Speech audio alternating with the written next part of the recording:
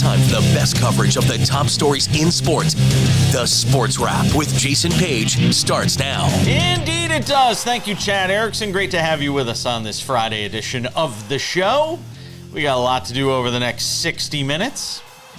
We'll be joined by our friend Tino Patino, because if it's Friday, it's a NASCAR Friday. NASCAR in Phoenix, Kansas this weekend. I don't know why I said Phoenix. They're in Kansas this weekend. So we'll preview that race with Tino Patino, get his betting favorites for this weekend's race. We'll also be joined by our friend Robert Littal, as he joins us every Friday on the show. So we'll get some thoughts with him on the top stories of the week, which may have a little to do with what we're talking about here in our opening segment as well. Sam Yarnell is here as always. And Sam, not a surprise that the Timberwolves responded with a Game 2 victory on Thursday night in Minneapolis over the Golden State Warriors, winning in convincing fashion. It got a little close in the second half. I think it got it down to 7.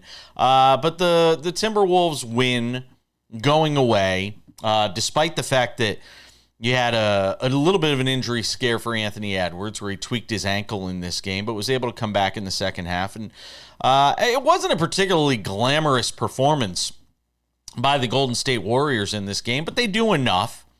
And look, they just have to be competent offensively in this series, and they're going to be able to look, if they can just get to a 3-1 series lead, because there is some conjecture out there as to whether or not Stephen Curry will be back for Game 5. Will he make it back for Game 6? There's a chance this thing's over before Stephen Curry even makes it back if the Timberwolves win 4 straight, because I question right now whether there will be another game prior to Stephen Curry coming back where the Warriors can actually score 100 points in this series.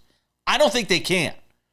I don't think this team, as currently comprised, without Stephen Curry, is capable of scoring 100 points. In fact, if there was a bet in Vegas, Warriors to score 100 points without Stephen Curry in uniform, I would take the no, because I don't think they're capable of scoring 100 points without Stephen Curry on the court, Sam. So I agree with you generally, but I disagree with you on just the last part, because I'm going to take any team that has Jimmy Butler in the playoffs on it. He's not playing like but hang on. He's not playing like playoff Jimmy right now. He's not taking enough shots. He took 5 shots in the first half last night, Sam. Last night he didn't. But in this playoffs, he has, Jason. In these playoffs, he has looked like playoff Jimmy, especially in the first round for that Golden State team against Houston. So he needs to be Batman. He's playing too much like Robin right now. He needs to be Batman. I don't disagree with you in that regard, but I do think that they're still capable of scoring 100 points, especially against a Timberwolves team that has been playing good defense. And let's not discredit that, because that has been, to me, one of the standout factors in this series, is how Ant and Rudy together have stepped up, as we've seen them do in the playoffs before, quite frankly, and just played another level of defense. It's what always impresses me with basketball this time of year. Okay. Move away from all of that, because the story of the night wound up being, of course, yes, go ahead, real quick. I just real quick, got to get this out. Yep. The Warriors need to have a long, hard thought about if they really want to rush Steph Curry back from this injury, which it sounds like they might want to try to do, and mortgage the rest of the time they have with him, right? He's not at the beginning of his career anymore. Yeah. I don't know if it's worth it, right? To rush him back to potentially have severe damage done down the road in a road that might not be very long lasting. By the way, they played 14 guys in the first half last night searching for answers. Draymond Green picked up his 5th technical foul of the postseason last night on this play. Whack, Naz Reid in the head. He could have easily gotten another technical foul after that. In terms of his response to the official, he did not get one there. After the game, Draymond not talking to the media, but instead just making one simple statement to the media. We'll let you see it for yourself. I look like the angry black man. I'm not an angry black man. I'm a very successful, educated black man with a great family. And I'm great at basketball. I'm great at what I do. The agenda to try to keep making me look like an angry black man is crazy. I'm sick of it. It's ridiculous. All right, Sam. Draymond Green says he's not the angry black man. Here's my response to this. And look, take this for what it is and who it's coming from. I've been telling people for years, the Warriors have enabled this behavior. The Warriors have allowed this to go on. The Warriors have basically said, Draymond, you just be you. To the detriment of this organization, to the point where it probably cost them another NBA championship. And then you have Draymond go on and say, I'm not the angry black man. By the way, I don't know if he's the angry black man. I don't necessarily buy into the narrative of the whole angry black man thing. What I think is he has self-control issues. I don't think it has anything to do with the narrative of the angry black man. I think it has issues to do with self-control. I've watched Draymond Green off the basketball court do interviews, host podcasts, be a guy on TNT on the crew and be one of the guys and be very eloquent and be very well spoken and be very smart and be very gentle and be very well spoken and all of those things. But I've also seen a Draymond Green that when he gets on the basketball court that can be unbridled, unshackled, and out of control. And sometimes you just can't put those two things together. And that just happens sometimes. I've seen interviews with Mike Tyson where Mike Tyson can be very in control, can be very calm, can be very demure, and then you watch him bite Evander Holyfield's ear off. There are just certain things that don't make sense. Draymond Green is this odd paradox. He has been this way forever and will likely be this way forever. We only got about a minute here, Sam, but what did you think of Draymond Green's comments? Well, listen, I thought that obviously his comments speak for themselves. I don't really have anything to say about those, but the Draymond Green is, to your point, a very smart guy, right? 4 years at Michigan State, which is a really good college, notoriously very basketball smart. Like, no one's calling him dumb or any of this, that he seems to think the narrative has been drummed up. The fact of the matter is, through these playoffs, he's averaging 9.3 points per game and 3.3 fouls per game. It's a conversation about value, and there are some games where he's super valuable. Yeah. Other games where he's not. He might be smarter than me. He probably is smarter than me. Well, I can't speak to that. But it certainly opened a lot of eyes when he said what he said last night. Took a lot of attention off the team, too. We're coming back.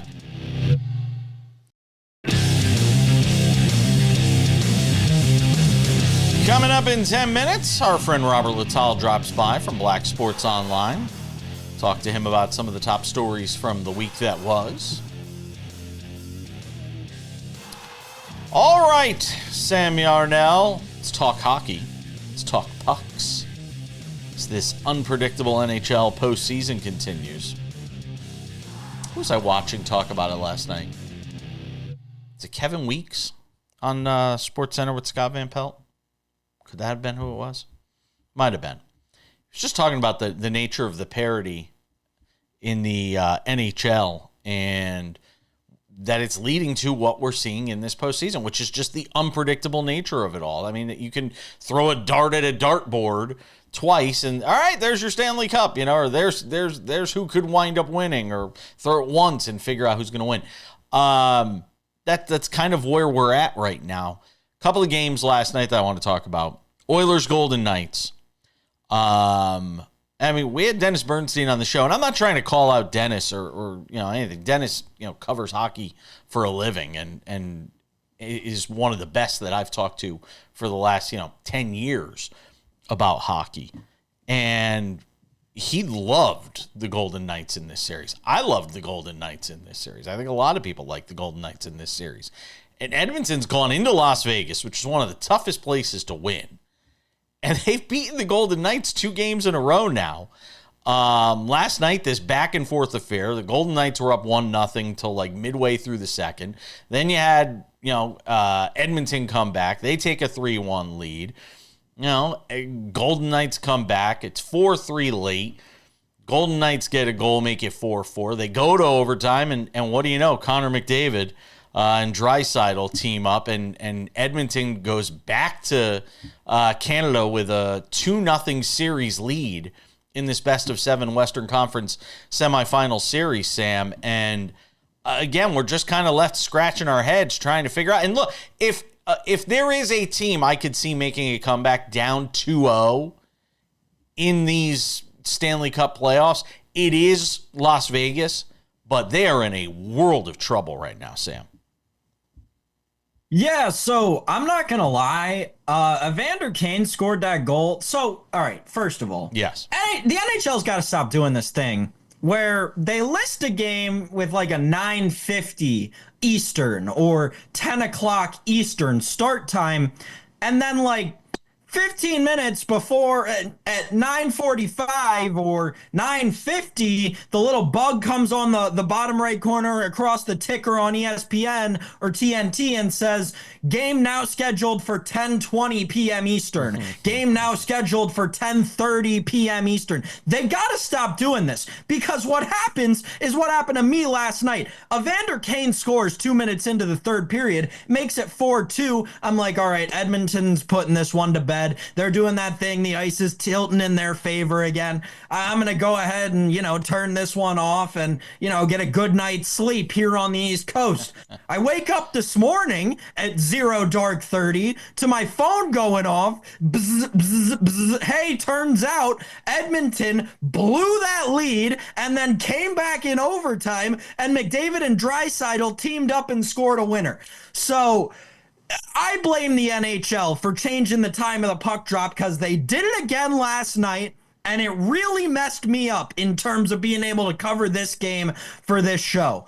Anyway, I went back and watched the highlights, and I'll tell you, to Vegas's point, like, they are up against it. I don't disagree with you, especially playing with fire in a powerhouse like Edmonton, that when you let McDavid and Draisaitl get hot like it seems like they may have done last night, by the way, look at all the scoring they have around them. That team may be a fireball coming at you. But this Vegas power play has turned into something so effective.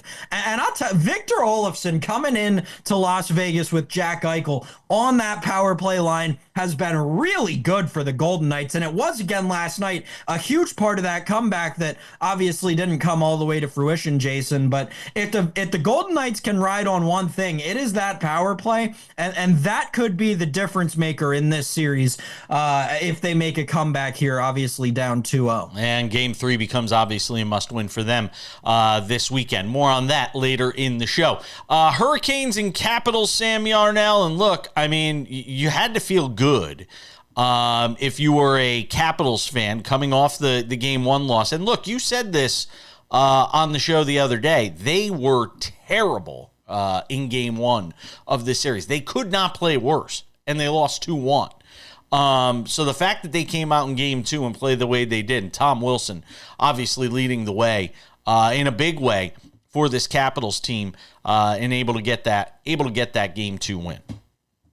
Yeah, so a moment on Tom Wilson, because, I mean, the guy played out of his mind last night, out of his noggin, out of his bucket. I had a tweet, and I just feel like I need to say this on the show, because there's a large contingent of hockey fans that think they're hockey fans, just people that think they're hockey fans, who think Tom Wilson is bad for hockey. Well, I got news for you. If you think that Tom Wilson is bad for hockey, then you, in fact, are bad for hockey. I can say this as a non-Capitals fan and as someone who enjoys Tom Wilson perennially. He is just, that guy is a boxing match in a bag, and there is nothing better when you put it on skates and put it on 200 feet of ice, man. It is awesome to watch, especially when we get to this time of year. I mean, even after the final horn blew and the game was over, we still had rowdiness going on, and Tom Wilson at the center of it all, but also, weirdly enough, playing peacemaker at the beginning of it. Just wild scenes, and Again, this Caps team to me feels like the team of destiny in this playoffs. Why? Because they won that game last night against a team who nobody thought they could even contend with in a series. Look at the Vegas number even going into that series. And we didn't even mention Alex Ovechkin, the greatest goal scorer of all time. Essentially a nothing night for him. And Jason, the Capitals knew how to work around him and all the pieces fit. And by the way, Logan Thompson stood on his head again against a Carolina team that's going to continue to fire the puck on net and let him get hotter and hotter. I'm going to ride with the hot hand. The Caps are a team of destiny, man. And it felt like it last night in D.C.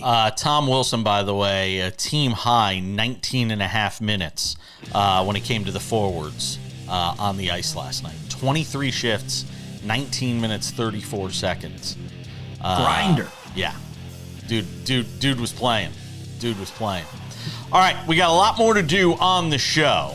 Sam will return for odds and ends. We've got Robert Littal from Black Sports Online coming to hang out with us. Get some thoughts with him on some of the top stories of the week. I want to see what he thinks on the Draymond Green story as well. Lots more to do. Don't go anywhere.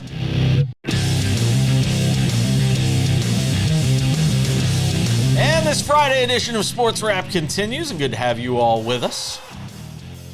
And if it's a Friday on SportsWrap, that can only mean one thing. Robert Littal, Black Sports Online, their founder, hangs out with us on the program. One of my favorite days of the week, because we get to talk to him about a whole host of stories. And I wanted to ask you about this Draymond Green thing. We talked about it at the top of the show because the Warriors lose, and that was expected. They're going to struggle without Stephen Curry. I think they're going to struggle to. I said this to Sam, and he kind of disagreed. I don't even know if they're going to be able to score 100 points in any of these games without Curry. Because you've got Jimmy Butler playing like Robin still when he needs to play like Batman right now. And I mean, you had Steve Kerr play 14 guys last night in the first half, and it wasn't a blowout. He was just trying anything to figure out where he was going to find offense. 14 guys in a playoff game. You don't see that. So they're going to struggle right now without Curry. Hopefully they can get him back by Game 5, and hopefully there's still a series for him to come back to. But the more interesting thing was what took place after the game. Or even what took place during the game with Draymond Green. And for people who didn't see it, Draymond Green was in some trouble for this play where he whacked Naz Reid in the head. After a foul was called on Naz Reid, Green flailed his arms and he hit Naz Reid in the head. He was called for a technical foul. Well, then, after the technical foul was called, he went off on the officials. He could have very easily been teed up again and thrown out of the game, and he wasn't. It was his 5th technical foul of the postseason. If he gets 7, he gets suspended for a game. Now, the Warriors might be eliminated before he picks up a 7th technical foul.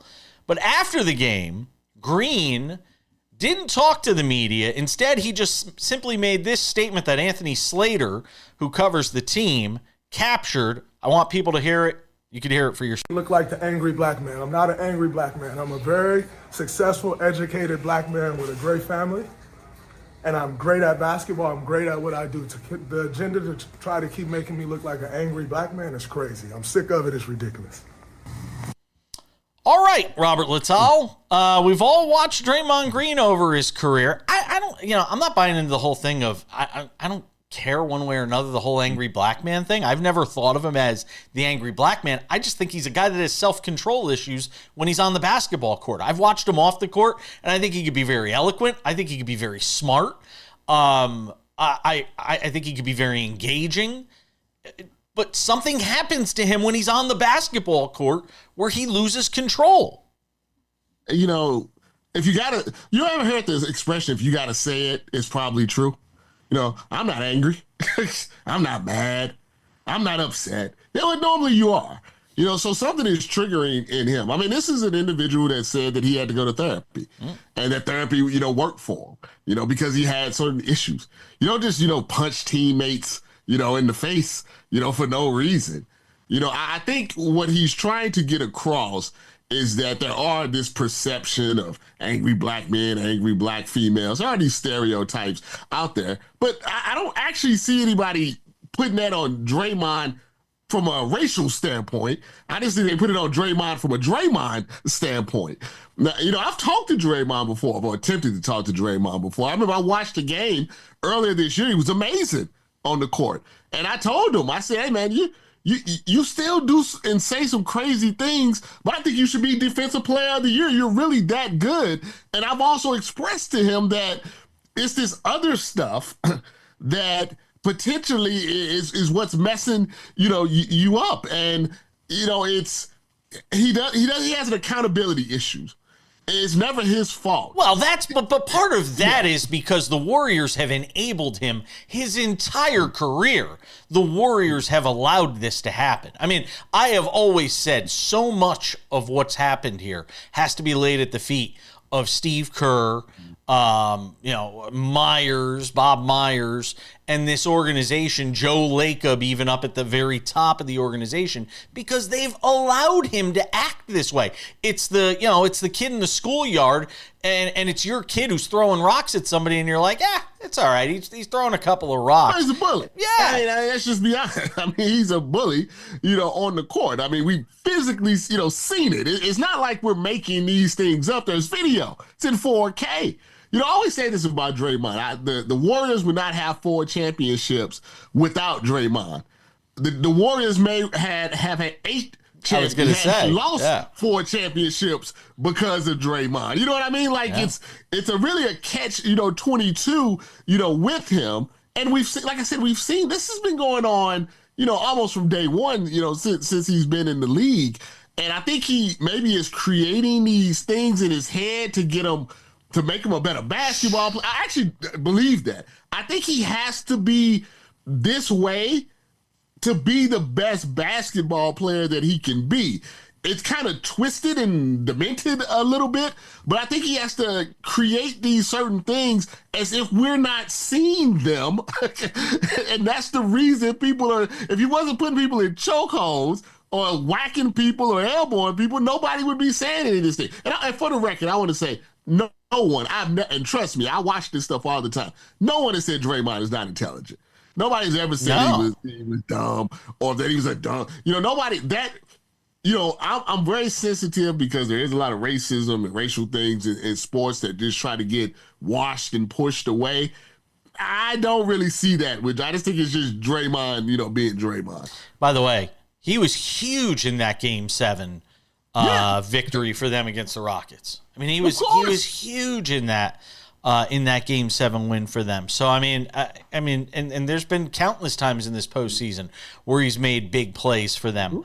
By the way, the reason he may not want to talk to you is Ohio State, Michigan State. An Ohio State guy trying to reach out to a Michigan State guy. You may not have a lot of luck with that. One day why he got upset with me that led us to a little, back and forth, and me I just randomly hit him up just to let him know that I'm still thinking. Is he a Hall of Famer? Is he a Hall of Famer to you?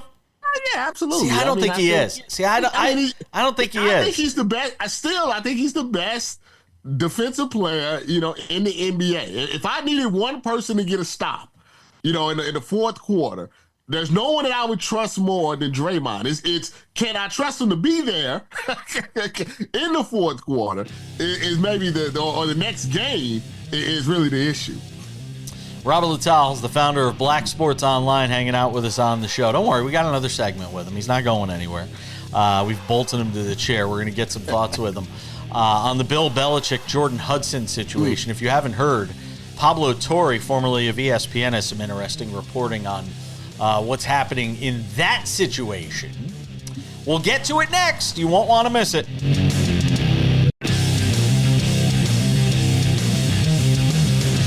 Welcome back. Coming up in 10 minutes, Tino Patino previews NASCAR in Kansas at Kansas Speedway. Who are the favorites? Where should you be putting your money? Get into that coming up. But another segment with Robert Littal, the founder of Black Sports Online, hangs out with us every week on the show. All right, Robert. I said this was going to be a problem.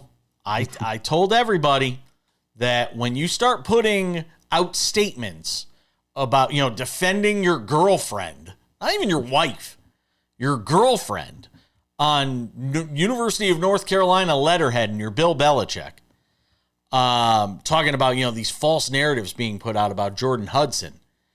This is going to be a problem, and it's proving to be a problem. Pablo Torre, formerly of ESPN, is reporting that sources are out there saying that Jordan Hudson is being banned from football facilities at the University of North Carolina. At this point, you got to start to wonder, is Bill Belichick going to make it through one season at North Carolina, or is this going to really become a problem? He has to drop her. I mean, it's as simple as that. I don't know what's going on. I don't know what she did, curled his toes or whatever it may be, that yoga that they're doing, but he has to drop her. I mean, it's been detrimental to his legacy and his potential, employment. And he's 73 years old. I mean, he's not going to get that many more chances to coach. When I saw her on the practice field, maybe a couple of weeks ago, not just standing there and observing, but basically in uniform with a whistle out there instructing people, what to do and where to stand, I can understand why that would be a distraction. And then really the story that when it went from, okay, this is maybe a little weird and creepy to like, somebody needs to check on Bill, is when I read the story about, the trademarks, the real estate investments. Now we're talking about, money being, moved around. We're talking about her having legal access to his name and some of his things, stuff that you want to pass down to your family. I thought maybe there needed to be an intervention at that time. And now they're talking about the family being concerned about the damage to his reputation, the damage to his legacy. Does there need to be an intervention here? Like, I mean, how do you handle something like that? If he's truly happy, and it makes me wonder, Bubba Cunningham is the athletic director at North Carolina. And I heard the Pablo Torre sort of reference this, and it crossed my mind as well. Is Bill pulling the strings here? Did Bill go to the folks at the University of North Carolina and say, look, give me some cover here? No, seriously, run some cover for me. I wondered this too. He didn't get an NFL job, and this is a guy that had, 6 rings as a head coach, 2 rings as an assistant coach, considered the greatest coach of all time, and he got beat out for the Falcons job by Raheem Moore. It's like, did they know something? The NFL are better investigators than the FBI, better than the CIA. I tell you, Jerry Jones has solved more crimes that you've never heard of than than J. Edgar Hoover. That's a fact. I can guarantee you that. So did they look into what was going on and said, hey man, there's something weird here. Yeah. We're just going to stay away from Bill, and that's why he had to go to North Carolina in the first place. Yeah, did Jerry Jones solve the one about what he was doing on those steps and they were trying to let those kids into the school? Did he solve that one? Just saying. If somebody did a deep dive into Jerry Jones's life, that Netflix documentary would be like a Zack Snyder movie. All right, I need to get your opinions on Manny Pacquiao, because I saw this story yesterday and I did a what? Manny Pacquiao is coming out of retirement at the age of 46 for, I guess, a fight in Las Vegas, as it would be, for a title shot, WBC championship fight against Mario Barrios. What on earth is behind this? Money. It's broke. I remember somebody told me a long time ago, and I didn't believe it at first, but then I saw the signs. They said, Manny Pacquiao, back when Manny Pacquiao and Floyd Mayweather were 1 and 2 in the pound for pound, and it was money, Mayweather, and somebody told me, they say, hey, Pacquiao spends more money than Mayweather, and I didn't believe it. But it's not it's not the cars, and he gives money away he gives money to poor people. He's building stuff, bad investments. He's lost a lot. They don't pay his taxes. They took a lot of money. The Philippines took a lot of money. He ran for president. He lost. So, he lost a lot of money on his campaign. I think this is strictly a money grab, and the fact that fighters never really retire. As long as they think they have a shot, they're going to go in. But I think even Mario Barrios could handle a 46-year-old Manny Pacquiao who looked very bad. Well, that's what I was going to ask you. Well, that's what I was going to ask you. How did he look the last time we saw him in the ring? He looked very bad against Udenis Ugas. Maybe 4 or 5 years ago. It's been a while, and he didn't look good in that particular fight. I don't think 4 years of inactivity and sitting at home eating cheesecake. It made him. I mean, he has kids that are grown. He has kids in their 20s. Now, so it's like it just. They probably offered him a lot of money, and he's still a big. I think he's probably still a big draw. I guess we'll find out.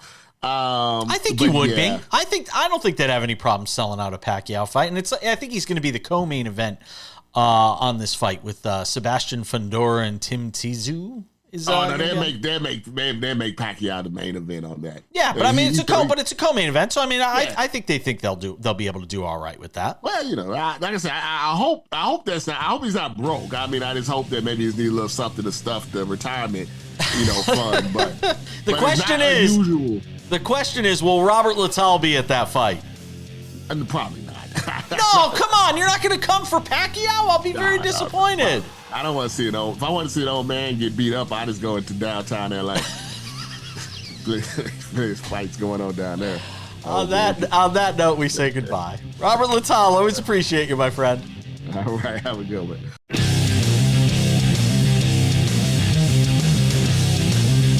All right, time for segment 5 on this Friday edition of Sports Wrap. And if it's a Friday and it's segment 5, you know what that means. We're waving the checkered flag for Tino Patino. I got to get a checkered flag in there. That's what we need to do. Mm-hmm. Yeah. That's what we got to do. Our NASCAR betting insider joins us every Friday on the show. Catch him on Tubi.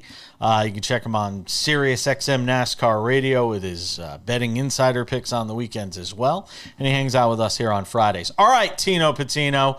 Real quick before we get to this weekend's race in Kansas. Your thoughts on Joey Logano getting his first win of the season, especially coming off the DQ the week before. And there is some irony to the fact that, he gets the win, and the fashion in which he gets the win after criticizing his teammate Austin Cindric for the way he won one of the stages the week before. There is some irony in all of this, isn't there? Oh, yeah. It's the perfect Joey Logano type of victory. He's the guy that when you least expect it, he will win, he will be there, and he will take a picture with a Braves hat on in victory lane at Chipper Jones and have some fun with it as well. And I really shouldn't have been surprised when Joey Logano ended up winning that one. He didn't have the fastest car, but after a few, cautions towards the end, some NASCAR overtime, he does get it done. And it always seems to be after a little controversy, right after what happened at Talladega, which wasn't really a big thing, but it got a little blown out of proportion maybe. A lot of people were talking about it on social media. Joey Logano hasn't won a race this season. There he goes. He delivers in Texas. And it was an interesting race as well. A giant bump in turns 3 and 4. Hard racetrack to drive. Texas sort of beat most of those drivers there. And I would say with Joey Logano sort of being one of the best at staying patient and methodically going down the field and picking drivers off, passing people, that's why he got it done. It was kind of bizarre. Felt like a lot of the drivers beat themselves too, didn't it? Oh, yeah.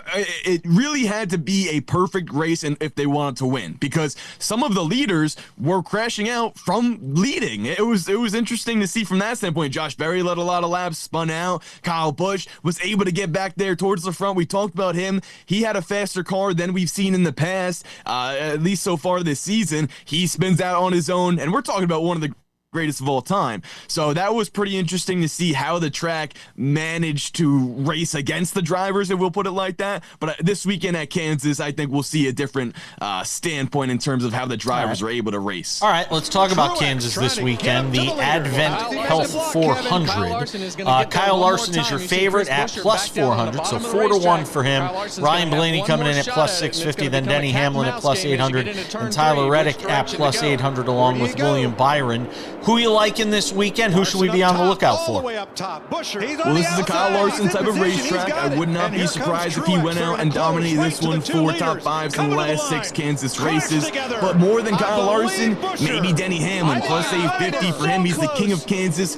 4 wins here, the most out of all drivers. But at the same time, this is Kansas. This is something we need to be excited about. This is must-see TV for NASCAR racing action, and I'm getting excited just talking about it because every time we've come here in this next-gen car, there's been a great race that has been produced because of it. Last year, we saw the closest finish in NASCAR history between Kyle Larson and Chris Buescher. And hey, I like Chris Buescher to go out and sort of get some revenge in this one. He's 25-1 to do so. But think about it like this. Last week at Texas, he had one of the fastest cars there, but he ultimately didn't have a good result because he had a tire issue. Tire went down, wasn't able to sort of get back from that, but he was racing inside the top 5 when that had happened. So Chris Buescher's on my mind. Same thing with Ryan Blaney. We saw him be in position to win at Texas before he got passed by Joey Logano. Similar style racetracks. Obviously, Texas is more aggressive in terms of, the bumps in turns 3 and 4 and that type of wear on the tires and the drivers. Kansas, you open up more lanes, more opportunities to pass, and I think we can see Blaney and Buescher sort of excel from that standpoint. Chase Elliott, Tyler Reddick, the 2 leading drivers in the playoff standings that do not have a win this season. Any reason to believe that could change?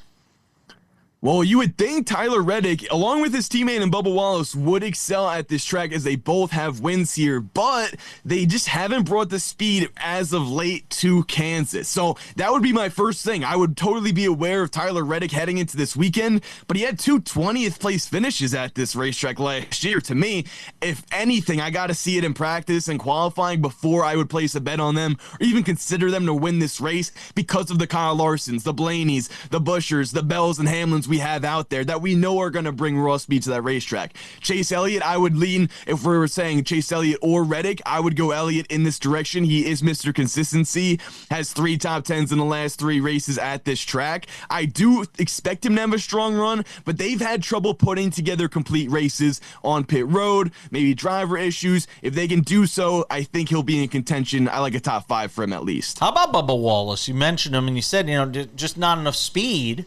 Does that mean you think he's actually racing well this year in terms of what he's doing with a car that may not be as good as some of the other cars on the track?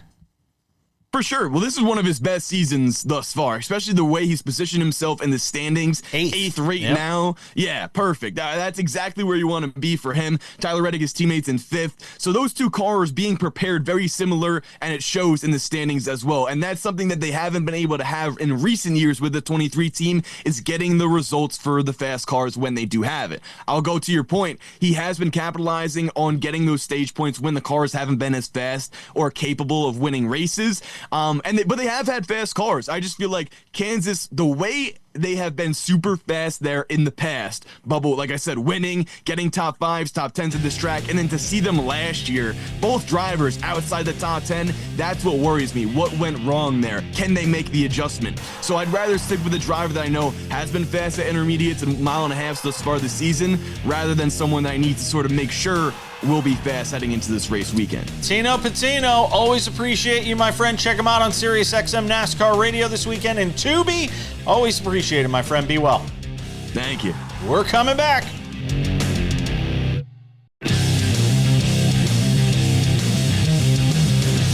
Just about time to put the wraps on this baby for a Friday. Don't forget, SportsWrap weekends on many of these same affiliates. If not, check your local listing for time and schedule.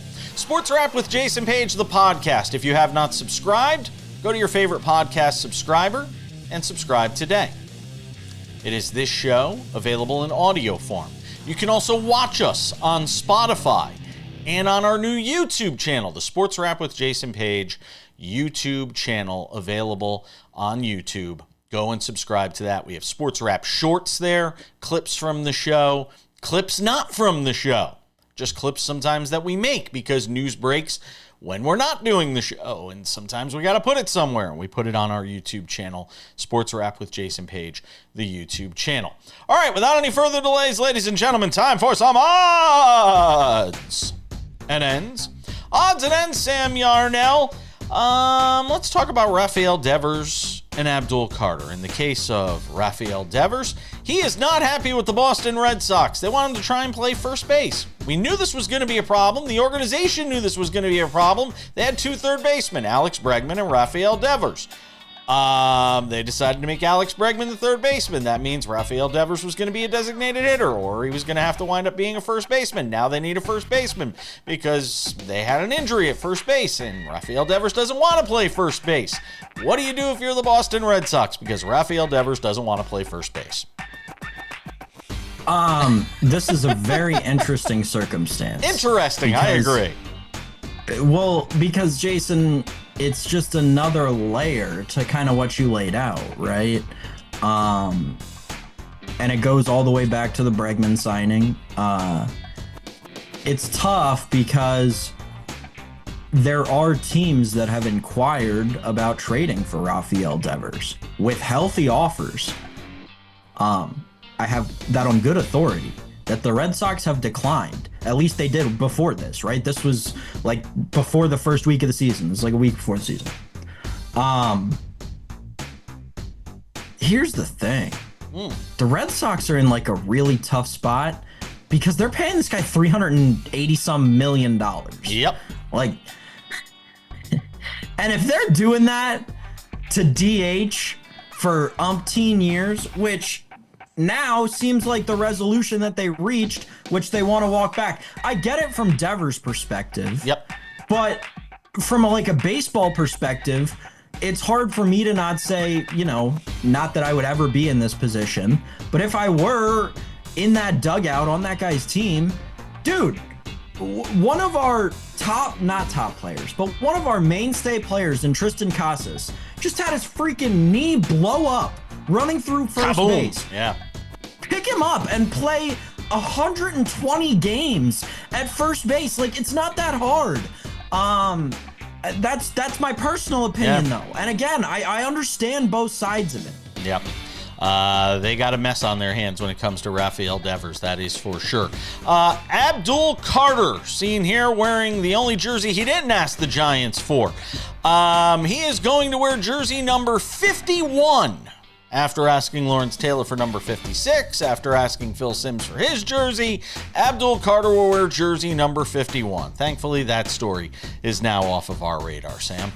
So what? He's just going to take Paul Posluszny's number and no one's going to give a hoot about it? I guess I'm a little confused here. No, but the numbers thing is ridiculous. The NFL has insane ways of staying relevant. Like, there's a wide receiver who's going to wear number 22. Ridiculous, the number stuff this year. Sam Yarnell, what will be? Let's look into our crystal ball. Ooh, I'm looking into the crystal ball. The headlines for Monday. What will be the top stories that we are talking about when we come on the air with SportsWrap for our enraptured audience on Monday? Let's start with the NBA playoffs. Will the Celtics be cooked by the time we get to Monday? Will the Knicks be up 3-0 when we get to Monday? You would love that. Oh, I would. I would. I fear that we will not be talking about the Knicks and Celtics. I do fear, actually, between the Cavs, Pacers, and Thunder Nuggets both playing on Sunday night, like, there's a non-zero chance both those games are 40-point blowouts for the higher seed, and we're coming here on Monday talking about how much better the hockey is than the basketball, because you know how much I love to talk about that, Jason Page. And we got some good hockey because Sunday night, hey, the Toronto Maple Leafs have a chance to go wild and go crazy here. Is it Sunday they'll have a chance to win the series? No, because they don't play. Yeah. Do yes. they? Yeah, yeah, Sunday? they'll play. Oh, okay, if Sunday. They win You're right. If they win on Friday night, if the Maple Leafs win on, we'll have Game 4 no matter what on Sunday, and regardless, we're either coming out of Game 4 with a 3-1 lead, a 2-2 tie, or the Toronto Maple Leafs getting to the conference finals. My gosh, that's gonna have to lead the show. Home and native land. I'm telling you, we're gonna come out. I'm getting a Maple Leafs jersey. They make it to the Stanley Cup Finals. I am getting a Maple Leafs jersey. We'll wear it on the show for our Canadian audience because we are going all in on the Toronto Maple Leafs for the Stanley Cup Final. Oh, man. Let's go. Let's Oh, go. man. You must be new to hockey because that's that's going all in on the Toronto Maple Leafs in the playoffs, man. Yeah, you must be new to hockey. Let's go. Who can we get on from Toronto? Who's their play-by-play guy? Let's go. Isn't it like Steve Rabel? Who's their play-by-play guy? I can't remember. I used to know all the play-by-play guys. There was a time. Oh, we're out of time. Okay. I don't get to tell that story. Story time with Jason Page is over. Sam, always appreciate it. Thanks to all of you for watching. We'll see you Monday. All right. Let's do the... Hold on a sec. Let's do the special segment.